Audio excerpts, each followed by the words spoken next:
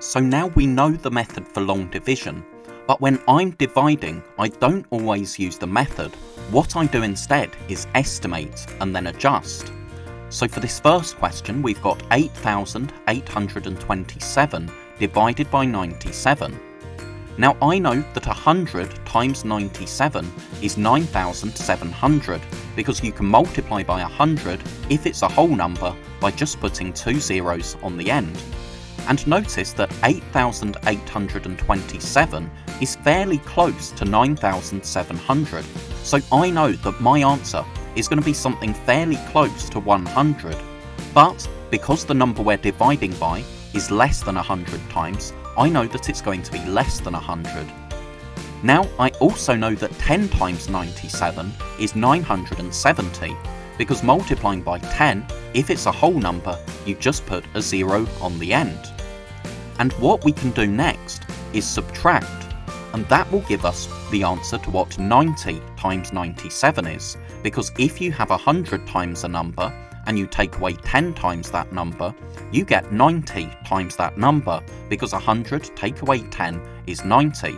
So if we subtract, 0 minus 0 is 0, we can't do 0 minus 7, go to the left, 1 less, 1 in front, 10 minus 7 is 3, and 96 minus 9 is 87. But that gives us 8,730, which is slightly less than 8,827, but it's not much less. So I think just adding another 97, so another 1 times 97, will get us to the dividend. We can use column addition for this, and when we do that, we get exactly what our number is. We get to our dividend. So we got to 90 times 97, added another 97, so one more lot of 97, and that gives us the answer to 91 times 97. So 8,827 divided by 97 is 91, so that's our answer. Now we have 1,911 divided by 49. We can follow the same long division steps as we normally do, so keep on adding the number until we've got to 5 times. Then, looking at our question, 191, and we need to take the first 3 digits together, because if we look at the first 2 digits, we've only got 19, and that's less than 49. So if we do 191 divided by 49, the closest number to 191, which is still less than 191, is 147. So we can write that underneath, and because it's 3 times, we write 3 in our answer line. Now we do the subtraction, and we bring down the last digit. Now we've got 441 divided by 49.